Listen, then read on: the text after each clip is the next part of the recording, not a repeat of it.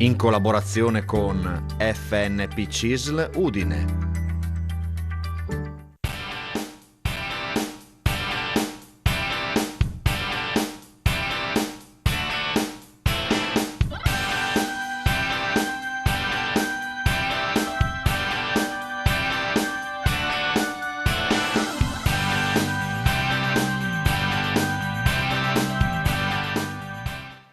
Eccoci qua, buon pomeriggio a tutti, ci siamo puntuali come ogni mercoledì.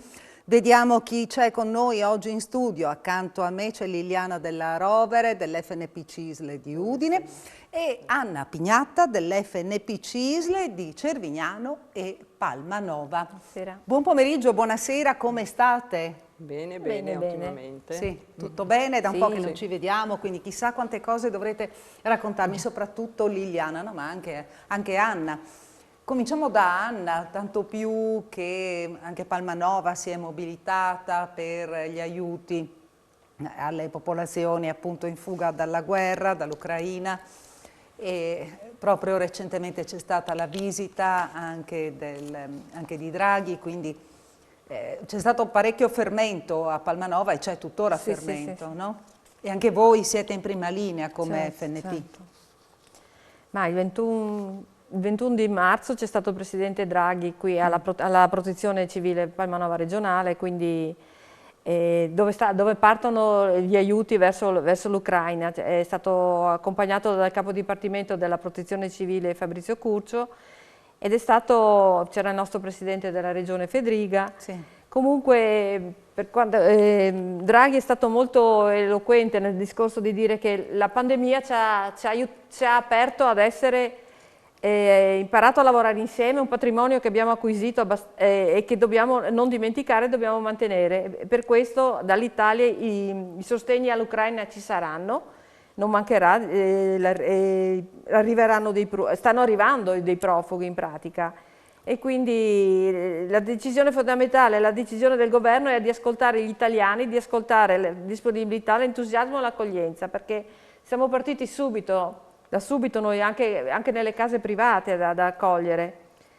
Ecco, che sono un po' i principi che Sì. ispirano anche la stessa FNP, insomma. Certo, perché che ricordiamo tutto un corpo di volontari a disposizione appunto di chi ha bisogno di avere sostegno, conforto morale, indicazioni. Voi siete sempre pronti. Siamo pronti, ecco, dobbiamo anche perché ricordarlo sempre, no? Questo grande volontariato, questo grande lavoro fatto dai volontari.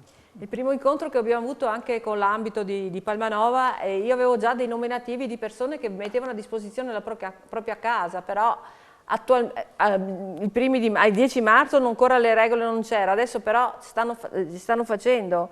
I fondi europei arriveranno, ma saranno decisi nel prossimo Consiglio d'Europa, quindi non sappiamo, però le persone sono disposte ad accogliere in casa, ad avere delle persone, di dare le proprie proprietà. Quindi noi italiani, noi proprio ci siamo messi a disposizione di questo popolo che sta soffrendo una guerra brutta purtroppo. Parliamo di novità, di appuntamenti, praticamente note di servizio. Note di servizio, che vanno date proprio all'inizio della trasmissione per spiegare ai telespettatori che cosa sta succedendo e per informarli appunto dei prossimi appuntamenti da non perdere e ricordare loro che devono soprattutto seguire certi, no, portare a termine determinati adempimenti. Sì. Quindi, data la scadenza quindi al 31 marzo del periodo di emergenza, non è stata data ampia comunicazione, comunque le pensioni non saranno più pagate in anticipo dal 20-25 del mese, ma all'inizio del mese. Quindi per quello che riguarda, diciamo, le pensioni pagate in contanti presso gli uffici postali, verranno pagate dal 1° aprile fino alla data ultima del 6 aprile, quindi la rata viene spostata quindi nella sua naturale, che doveva essere sempre stata quindi dal 1° del mese fino al quinto o sesto giorno del mese. Questo appunto per dare comunicazione a tutti i pensionati che andavano che ancora no, ti sono giunte notizie che sì, non tutti effettivamente non tutti hanno recepito la comunicazione, quindi esattamente, quindi ho avuto anche delle richieste, delle telefonate, come mai adesso non c'è la pensione, perché? Perché è ritornata dopo 2 anni alla sua naturale scadenza, che è il primo del mese, quindi gli uffici postali si avvalgono appunto del discorso alfabetico, quindi loro vanno per ordine alfabetico e quindi nei primi 6 giorni hanno una sequenza, quindi loro avvisano a chi appartiene a una determinata lettera se va il primo o il secondo, il terzo, il quarto, quinto giorno del mese a prendere la pensione in contanti, perché questo riguarda solo per quelle persone che prendono in contanti. Poi la scadenza del 31 che è domani, quindi la presentazione per quelli che riguarda le APE sociali, quindi tutti quelli che ritengono di avere diritto all'APE sociale, quindi hanno 63 anni, possono fare la richiesta di certificazione, quindi si avvalgono sempre dei patronati perché è un po' domani complessa. Quindi è l'ultimo giorno. È l'ultimo giorno, quindi chiaro, bisogna un pochino ricordarsi la cosa. Quindi anche sempre il 31 chi deve presentare il RED e il modello H per assegno per pensione sociale e assegno sociale lo può presentare solo tramite il CAF perché direttamente doveva presentarlo entro il 28 febbraio. Invece i CAF hanno la possibilità di presentarlo entro il 31, quindi accelerare diciamo, i tempi entro domani perché sì, se non presentano il RED potrebbe essere la pensione, un pochino la prestazione accessoria potrebbe essere stata tolta. E se qualcuno entro domani non ce la dovesse fare, anche per... Sì, quindi dovrà presentare domanda di ricostituzione, possono fare anche domanda di ricostituzione legando il modello RED, oppure per quello che riguarda le pensioni sociali devono avere la residenza in Italia, quindi devono attestare che sono residenti in Italia per avere, se no viene sospesa la pensione per quello che riguarda le pensioni sociali e gli assegni sociali. Mentre per il RED tutt'al più viene sospesa la prestazione accessoria, quindi le maggiorazioni sociali, l'integrazione al minimo, eccetera. Quindi devono premurarsi di farlo tramite il CAF. Quindi domani ricordatevi ecco, sì. di non trovarvi il 1° aprile con il dice, classico pesce d'aprile, ecco, e quindi perdere. Sì, perché dopo successivamente dicono come mai nella mia pensione non c'è questo importo, mi hanno calato l'importo della pensione o me l'hanno sospesa, come mai la pensione non ce l'ho? Perché? Perché non hai fatto le dovute cose che dovevi fare sempre nei tempi previsti, diciamo, no? Quindi chiaramente deve essere fatto. Quindi la legge non ammette ignoranza, come per i diritti inespressi, stessa cosa. I diritti inespressi, sì, per questo riguarda soprattutto i pensionati che non conoscono bene i propri diritti e quindi non fanno la domanda e l'INPS non gli dà la prestazione. Quindi in questo caso se c'è un patronato dietro che conosce bene tutte le possibilità, tutti i diritti dei pensionati, ci si può rivolgere, quindi il pensionato, sai, tu nella tua pensione hai diritto a questa maggiorazione, non so, la maggiorazione sociale, se hai un reddito molto basso, 6.000 euro, o l'integrazione al minimo, se hai magari una pensione che non supera quell'importo, quindi il patronato può aiutarle nella domanda, nella compilazione della domanda in questi diritti inespressi perché il pensionato non conosce tutte le leggi. Ecco, ma se passano 5 anni non hai più diritto a niente, no? Perché l'INPS non le dà direttamente queste prestazioni, devono essere chieste direttamente al pensionato, quindi vengono congelate però possono rimanere fermi, latenti lì. Naturalmente, passando il tempo, c'è la prestazione quinquennale e uno non può chiedere oltre i 5 anni, quindi può chiedere gli ultimi anni e non può chiedere quelli precedenti, quindi ha già perso delle possibilità, diciamo, quindi, dei soldi. Il tuo consiglio qual è? Quello di periodicamente di farsi dare una controllatina alle carte della pensione? O chi per lui può dare un'occhiata alla pensione e dice è tutto a posto, posso chiedere qualcosa di più, perché eventualmente anche uno magari lavora dopo la pensione, ha diritto a un supplemento, non lo chiede, resta là appeso e l'INPS non lo dà, se uno non fa la domanda proprio non lo dà.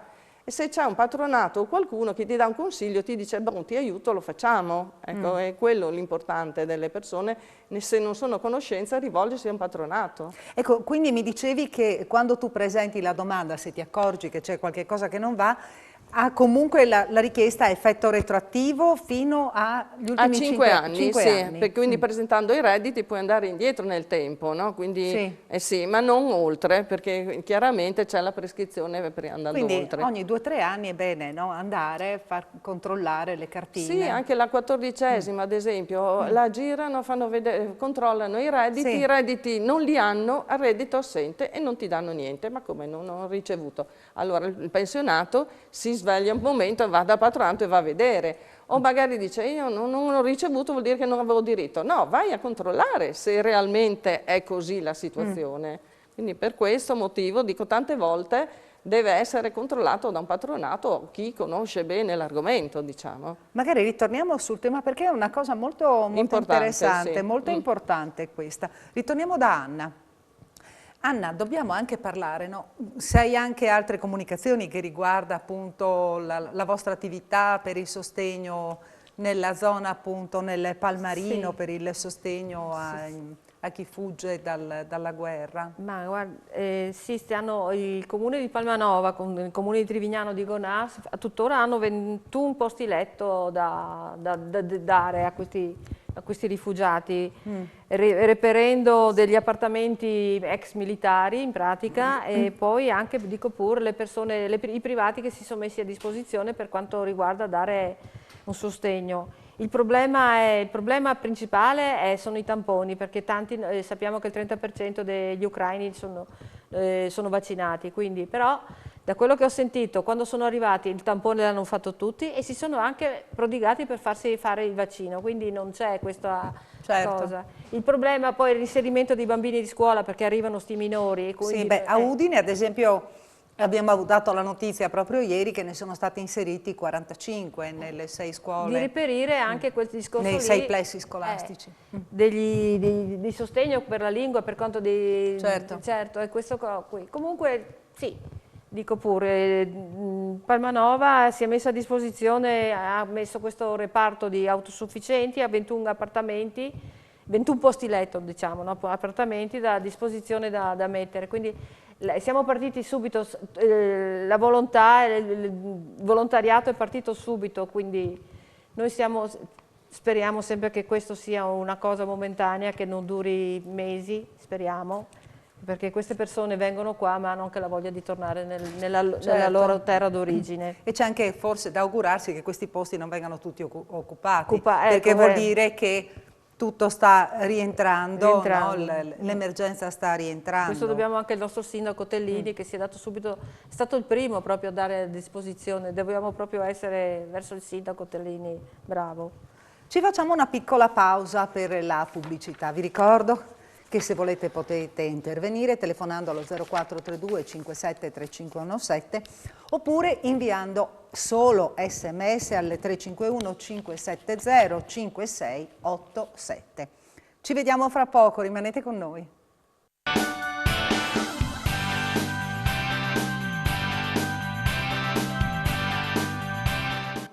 Eccoci nuovamente in studio, abbiamo la prima richiesta. Signora ottantenne, rimasta vedova il 23 ottobre del 2020, ha ottenuto la reversibilità, ma non è mai arrivata alla 13ª della pensione del marito, che ha specificato questa signora di 80 anni, il marito era con l'INPDAP.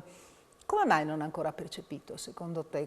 È stranissima sta cosa perché di per sé la domanda di reversibilità implica anche il discorso del pagamento della 13ª mensilità che resta sospesa, quindi va in automatico al superstite, quindi alla vedova o il vedovo. E solamente se ci sono dei figli devono fare una specifica domanda. Quindi... Comunque lei, l'ho sentita prima al telefono perché ci ha chiamato in redazione, l'ho sentita al telefono e mi ha detto signora guardi, io ho 80 anni. Non mi sento di telefonare in diretta, non riesco a scrivere messaggini, riferisca a lei questa cosa. Mio marito era con l'INPDAP, io percepisco questa pensione, però effettivamente la 13ª... Quindi qua bisogna rivolgersi al patronato per vedere chi ha fatto la domanda, per vedere come mai che facciamo una ecco, cara telefonata. Signora, se ci sta ascoltando, perché ha detto che si sarebbe sintonizzata con noi proprio nell'orario della trasmissione, signora, lei ha sentito che cosa ha detto Liliana, non deve fare altro che rivolgersi a un patronato. Se vuole Lo stesso qui che ha ci sono fatto la rappresentanti domanda. dell'FNP CISL soprattutto lo e stesso. quindi vedere con loro, lei non mi ha detto da dove stava chiamando, e comunque in qualsiasi paese, città della nostra regione lei si trovi, ha comunque a disposizione un ufficio del patronato o dell'FNP a disposizione, oppure arrivate anche nei comuni, no? Andate in comune se non avete un ufficio in tutte le sedi, no? Sì, però cioè, se la in signora ha tutti i fatto comuni. domanda deve rivolgersi a quel patronato, in Sì, pratica. Sì. però potete anche voi dare Sì, un'occhiata, dare un'occhiata. vedere e dire di andare da Certo, uno certo. piuttosto che da un altro, no? Sì, sì, questo sì. Sì. Ecco, quindi Sì. Liliana, Sì. l'unica via è quella, non ci Sì, sono perché possibilità. bisogna vedere se c'è stato qualche inghippo, qualche intoppo. O Sì, che però sia... è strano perché continua a percepire la pensione, non arrivare a prendersi la 13ª, sia un po' strano. Sì, infatti è strano perché l'ufficio pagatore, se no la pensione non sarebbe arrivata, appunto, invece no. gli è arrivata e questo mi sembra strano come motivo che non è arrivato questo pezzo, perché è abbastanza, sono 10 mensili, 10 dodicesimi, quindi dovrebbe E essere quindi è un abbastanza importo buono, buono, no? sì, quindi Sì, lo peccato doveva vedere, perderlo. diciamo, a tutti gli effetti. Sentiamo chi c'è in linea adesso. Pronto? Buonasera, con chi parliamo? Con Cosiano Franco, Buonasera, signor Franco. Da dove chiama? da Martignacco. Da Martignacco. Prego. 5-6 mesi adesso che sono andato in pensione, Sì. cioè ho 61 anni. Volevo sapere, per rientrare a lavoro, che cosa devo fare? Come Vorrei rientrare a lavoro, dato che è possibile. Ah, vuole rientrare al lavoro? Sì. Buona volontà. Sì, a me non 5-6 anni ancora, arrivare 65-66. Perché lei si sente ancora in forze. Sì. Che tipo di pensione ha? Quindi non mica L'ho anticipata. un'anticipata, ma non è lavoratori precoci quota 41? No. No, perché questa, cioè se va a lavorare le viene sospesa praticamente. Non è quota 100? No. No, quindi è normalmente 42 10 mesi. Quindi Sì, la sua 42 pensione. 10 mesi. Quindi può andare tranquillamente a lavorare, quindi se la mettono in regola con tutta la contribuzione, lei può chiedere tutto il periodo che lavora anche il supplemento. Quindi dopo 5 anni, se ha lavorato 1 mese, 2 mesi, quello che vuole, 1 anno, eccetera, può chiedere il supplemento di pensione. Quindi Sì, questo non implica tasse da pagare in più, in meno? No, perché fino al 2008 c'era la trattenuta per chi lavorava, quindi ed è stata abolita, diciamo, è stato soppresso, esiste solamente per certe tipologie di pensioni, che sono solo l'assegno ordinario di invalidità, per quelle che le ho menzionato prima, quindi apo sociale, pensione per quelli non è possibile lavorare. Nel suo caso lei può lavorare, anzi avrà qualcosina di integrazione dopo nella pensione, quando chiederà il supplemento. Si ricordi di chiederlo dopo 5 anni dalla pensione? Perché mi avevano detto che bisognava pagare, cioè c'era più IRPEF da pagare, al posto del 22, il 27, il 30% mi sembra. Beh sì, questo è chiaro, perché va all'aliquota diversa, quindi ha meno detrazione d'imposta, perché va a sommarsi le due cose e sale un pochino di aliquota, questo sì. Sì, e dopo chiaramente il 730 unico sarà qualcosa anche lì.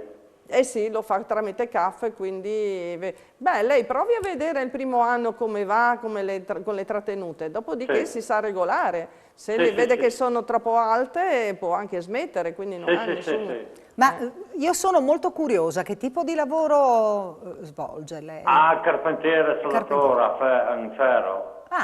Vuole continuare, perché è un lavoro pesante il suo. Sì. E lei si sente ancora in forza e vuole continuare a lavorare. Perché a casa qua servono sempre più soldi, anche. E quindi se ha la possibilità, tanto più che mi pare, tanto più che in quel lavoro lì i giovani vanno molto poco, no? Sì. Perché si dice, ma perché portare via posto a un giovane? Ma è difficile trovare un giovane? No, ma sono tutti col computer, almeno quello che vedo i giovani di oggi, tutti col computer. E lei vuole continuare a fare un lavoro manuale? Sì. Ecco, ha buona volontà, ha bisogno quindi anche di guadagnare, di integrare. Sì. Bene, Va bene? grazie per aver chiamato. Grazie a voi. Grazie a Buona lei. giornata. A Buona lei, giornata. arrivederci. Abbiamo anche un'altra richiesta, che non ha voluto la signora. Mi hanno scritto, non voleva, ringrazio Ada che mi ha portato il messaggio, la signora che non voleva appunto parlarci in diretta. Anche la pensione di cittadinanza viene data con il primo del mese e presentando l'ISEE in ritardo viene data lo stesso o più tardi? E quindi no, la pensione di La pensione di cittadinanza viene data con il primo del mese? Segue le stesse regole della pensione, quindi non ha nessun problema perché è pensione di cittadinanza, Sì. quindi non è... però deve aver presentato l'ISEE, quindi se non ha Ecco perché qua presentato scrive, l'ISEE... presentando ISEE in ritardo viene dato lo stesso o ora o più tardi? viene più tardi perché devono leggere i redditi, in base al reddito gli viene caricato diciamo, la pensione di cittadinanza, questo sì. Ecco, quindi sarà un... sì, Sì, e quindi è una conseguenza, quindi chiaramente purtroppo... Abbiamo un messaggio da Giorgio, da Monfalcone. Quando il modulo Q dall'INPS? Il modulo? Il modulo Q sarà CUD? Il CUD? Ah, il CUD, sì. È già in linea, quindi se lei ha lo SPID può accedere sul sito dell'INPS, su MyINPS, e quindi entrando nella fascicolo previdenziale del cittadino, lei può trovare a sua sinistra, ci sono tutte le possibilità, può vedere il cedolino dalla pensione, può vedere anche il modello CUD, sì, il CU comunque, sì, dell'anno scorso, di quest'anno, diciamo, Sì. quello nuovo, quindi Sì. è già in linea, quindi dal 16 marzo è in linea, e quindi forse non ha provato il signore o non ha lo SPID. Probabilmente non avrà lo avrà SPID. Per questo gli iscritti della CIS praticamente viene scaricato, gli iscritti pensionati della CIS viene fatto al CAF in pratica, possono scaricare il CUD volendo. Questo Però è- anche uno si può rivolgere praticamente Sì. a un CAF Un CAF, sì, CISL. no, beh, si può rivolgere, glielo fanno anche non iscritti, noi chiaramente è gratis per i nostri iscritti, è gratis, sì. Ecco, quindi per gli iscritti è gratuito, invece Sì, non so per chi che non cifra, è è una cosa iscritto modica, al molto. sindacato ci sarà un qualche cosa da pagare, sì. però insomma diciamo che il CAF Solo per fa i questo pensionati. servizio per tutti. Sì, ecco. solo per i pensionati, perché noi possiamo accedere al sito dell'INPS, perché chi lavora, il datore di lavoro deve chiedere il CUD in pratica. Certo. Senti Anna, parliamo tanto che aspettiamo nuove telefonate, eventuali nuove richieste. Parliamo sempre di novità, delle regole per quanto riguarda Green Pass, no? Perché c'è tanta confusione. Poi adesso speriamo, perché i casi di Covid-19 stanno nuovamente, no? salendo. Sì, stanno salendo. E quindi per il momento, fra pochi giorni, che cosa ci dovremo aspettare? Tu sei aggiornata, ti sei presa nota, Ma sì, anche per informare i pensionati, no? E le persone che ci seguono, insomma. chiaramente, sì. Allora, il Green Pass dal 1° aprile non serve più, non è vero, serve ancora. Allora, senza Green Pass si può andare al bar esterno, si può ristorante fuori all'esterno, però per entrare serve ancora il Green Pass base. Green Pass base che è vaccino o guarigione o tampone. E quindi, però ci sono, ad esempio, chi lavora nella sanità è ancora obbligatorio fino al 31/12/2020 per chi lavora negli ambiti sanitari. Poi c'è il discorso della scuola, quindi anche lì il Green Pass fino al 15/6 nella scuola serve il Green Pass. Per quanto riguarda i docenti e i lavoratori che lavorano nella scuola, quindi c'è il discorso che dicono che rientrano anche i docenti, li metteranno a fare altre cose tipo infatti, perché rientrano ma formazione. non possono insegnare, Non no? possono insegnare, non possono avere contatto con i ragazzi.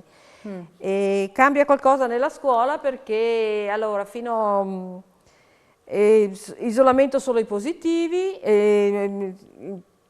niente i 4 giorni da contatto, quindi anche per i non vaccinati c'è il discorso che a scuola se c'è stato un positivo, questo viene isolato, i bambini vanno a scuola con l'FP2, quindi non viene a decadere il discorso dell'isolamento, pratica o sta a casa 21 giorni senza fare i tamponi, o dopo 5 giorni dal contatto, da positività, dopo 5 giorni può farsi il tampone, se è negativo può tornare a scuola. Quindi è un po'... sono tante piccole regole, perché liberi tutti dal 1° di aprile non esiste.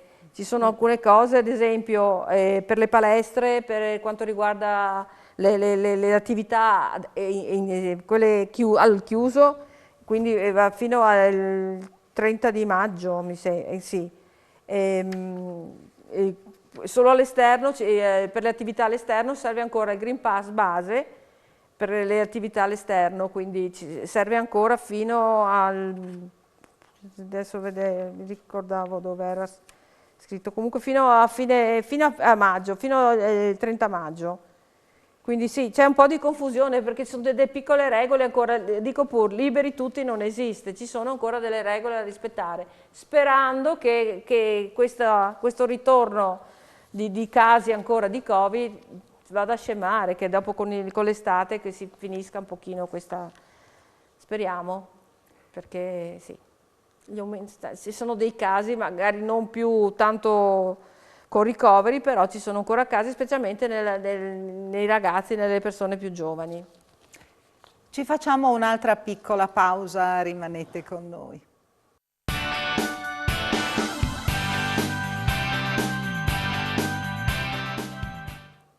Eccoci qua nuovamente in studio, sentiamo chi c'è in linea adesso. Pronto? Buonasera, con chi parliamo? Buonasera, mi chiamo Maria e chiamo da Pordenone.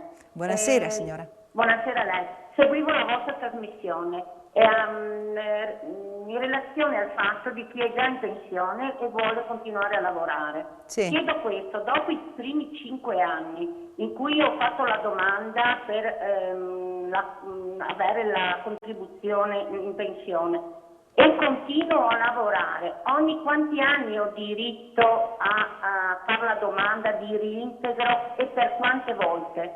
Sì. Allora, la domanda può farla di 5 anni in 5 anni, quindi ogni 5 anni. Solo una volta. Scusi, la interrompo, non ogni 2 anni? No, dopo 2 anni solo se quando ha compiuto i 67. Quando ha compiuto i 67 può farla 2 anni dall'ultimo supplemento che ha chiesto. Quindi lei può chiedere più supplementi, compie 67 anni, controlla il supplemento precedente che siano passati 2 anni. Solo quando ha compiuto i 67 anni può chiederlo dopo 2. Perfetto, volevo chiedere anche questo, se io lo faccio in ritardo, perché dopo i 67 anni li chiedo dopo 5 anni, la sto seguendo via telefono, sì. Quindi non riesco a seguire quello che lei vede in televisione, che lei mi scusi, non volevo interromperla, continuo a parlare. No, dica. Prego, prego. Ecco, intendevo dire, se io ho fatto i primi 5 anni, ho 67 anni, non ho fatto i primi 2 anni, ma bensì sto continuando a lavorare, quindi non ho ancora fatto la domanda, perdo qualcosa o no? Sì, perché perde la maggiorazione che ha per il supplemento, quindi però se lei ritiene di cessare l'attività nel giro di breve, per non perdere e aspettare altri 5 anni, può aspettare 3 o 4, cioè può accorciare i tempi, non deve aspettare tutti i 5, quindi di 5 in 5, dopo 2, se eventualmente ritiene, dice no, il prossimo anno smetto, invece di aspettare 2, aspetta 3 e chiede tutto quanto. Ah, ecco, volevo chiedere proprio questo. Sì, quindi dico, eventualmente dopo 3 chiede tutto quanto in modo che chiude l'argomento supplemento e ha tutti i soldi quello che le aspetta. Perfetto, quindi Quindi lei può chiedere anche dopo 3. Perfetto, pensavo invece che dopo i 67... Sì, dopo i 67, perché deve avere l'età pensionabile per poter chiedere il biennio, diciamo. Perfetto. È stata chiarissima. Grazie, una trasmissione meritevole di lode. Va bene. Grazie signora. Grazie. Buonasera e buonasera. Grazie anche a lei, buonasera. Messaggio. Sono un giovane impiegato tecnico. Vedi, anche i giovani chiedono, infatti lo dico sempre, la trasmissione Sportello Pensionati, ma non è rivolta solo alle persone che sono già in pensione, è rivolta anche ai giovani che vogliono avere indicazioni su come si devono comportare per arrivare anche alla pensione o cosa devono fare praticamente a lavoro. Sono un giovane impiegato tecnico, chiedo cortesemente se è obbligatorio fare il 730 o basta il CUD consegnatomi dall'azienda. Preciso che ho solo questo reddito. Ringrazio anticipatamente, saluti Filippo. Qui chi di voi due mi risponde? Quindi se ha solo quel reddito non serve perché c'è il CUD, quindi sono già a conoscenza all'ufficio delle entrate degli importi che sono versati di IRPEF, quindi non deve sommare, basta che non abbia redditi di fabbricati e robe del genere, perché anche ho terreni, quindi bisogna vedere, se lui ha solo quello non deve fare null'altro e quindi è tranquillo. Per il prospetto pensione, per sapere ciò che prenderò quest'anno nei vari mesi, i CAF mi dicono che ancora l'INPS non lo hanno e siamo ad aprile, a giorni, è corretto? Grazie al DIR da Udine. Il prospetto pensione. Allora, l'OBSEM non è ancora in linea, quindi l'OBSEM è il preventivo, diciamo, di tutti i mesi della pensione, quindi ti dà tutto, diciamo, il lordo, l'IRPEF, l'addizionale regionale, comunale, tutto quello che spetta, e quindi è la previsione annuale. Il cedolino mensile invece, quello mese per mese, quello lo può vedere sul MyINPS e quindi entra con lo SPID e può vederlo. Comunque l'OBSEM non c'è ancora in linea, io ieri ho provato ma non c'era ancora a tutti gli effetti. Signora andata in pensione da dicembre, volevo chiedere se la 14ª va automaticamente oppure devo ritornare dai sindacati per fare domanda. Aspetta. Allora, 64 anni, quindi la 64... Sono andata in pensione da dicembre. Quindi la 14ª va automaticamente oppure devo ritornare dai sindacati? E dipende dal reddito, no? Il problema è che se non c'è il reddito, chiaro che non possono darli. Se hanno tutto in linea lo possono anche dare in automatico, però se non ci sono i redditi non la danno, dicono mancanza di redditi non la danno, quindi dopo la deve fare la richiesta con ricostruzione documentale, presentare i modelli RED e dopo l'INPS la darà. Quindi bisogna vedere se la sua domanda è completa anche dei redditi. Questo è il motivo. Sì. Anna, parliamo del 1° maggio? Sì. 1° maggio a Cervignano. Cervignano, finalmente dopo 2 anni, oggi c'è stato un incontro con il sindaco, con le parti sociali, con i sindacati e quindi si riparte col 1° maggio, ci sarà manifestazione con i trattori come non succedeva da 2 anni, quindi la manifestazione con il palco, ci sarà quest'anno un rappresentante della CIS, quindi aspetterà a noi quest'anno, il palco anche, ci ha detto il sindaco, sarà anche più grande perché avrà un'altra manifestazione, quindi quest'anno speriamo di vederci in tanti in piazza il 1° maggio, festa del lavoro.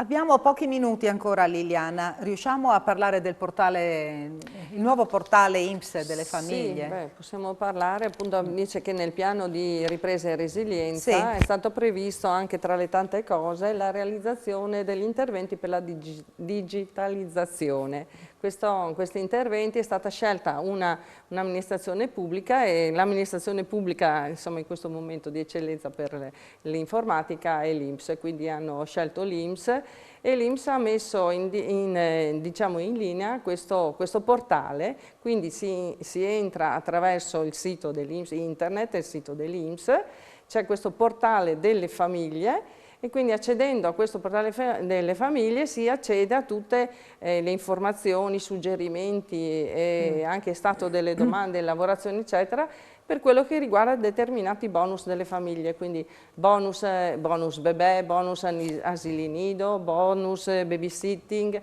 bonus centri estivi, poi pure anche l'assegno ponte, che è quello temporaneo che è stato dato in passato. Per quello che riguarda invece l'assegno unico universale dei figli lo devono mettere in linea ancora, quindi è appena iniziato, quindi ci sarà successivamente. Quindi accedendo con SPID carta di identità elettronica o carta nazionale servizi, si entra e si visualizza la domanda che è stata presentata, lo stato di lavorazione di questa domanda, se accolta si vede già anche i pagamenti e eventualmente anche si può vedere l'ISEE che è stato presentato, quindi è la situazione diciamo della famiglia nel suo ambito e nelle sue richieste, quindi è già il primo passo diciamo di apertura verso le famiglie, quello che possono accedere. In tutti i servizi che possono accedere, le prestazioni che vengono date dall'INPS. Ecco, Tu hai diciamo. lavorato per tanti anni in INPS, se tu avessi avuto questi strumenti a disposizione? Sì, sarebbe stato anche semplificate tante cose, quindi abbiamo dovuto cercarle certe cose, quindi ci è voluto un po' di tempo. A dicembre compirò 67 anni, ho 15 anni di contributi maturati entro il 92. Cosa mi posso aspettare? Grazie Patrizia. Abbiamo poco tempo per dare la risposta a Patrizia. Sì, quindi potrebbe essere una pensione bassa, diciamo. Adesso bisogna vedere i redditi, perché se ci sono dei redditi un pochino elevati, potrebbe essere in pagamento solo al maturato, potrebbero essere i 200 euro, quindi non so, adesso bisogna vedere che lavoro ha fatto la persona. Quindi... Magari se vuole, signora Patrizia, magari può telefonarci anche nella prossima puntata, visto che dobbiamo chiudere la trasmissione. E quindi attendiamo una sua chiamata mercoledì prossimo, sempre alle 18:15 con lo sportello pensionati. Chiudiamo, telefono, ringraziamo Anna Pignatta, FNP Cervignano Palmanova e ringraziamo Liliana Della Rovere dell'FNP CISL di Udine. Grazie per averci seguito. Mi raccomando, puntuali anche mercoledì prossimo, 18:15. Arrivederci.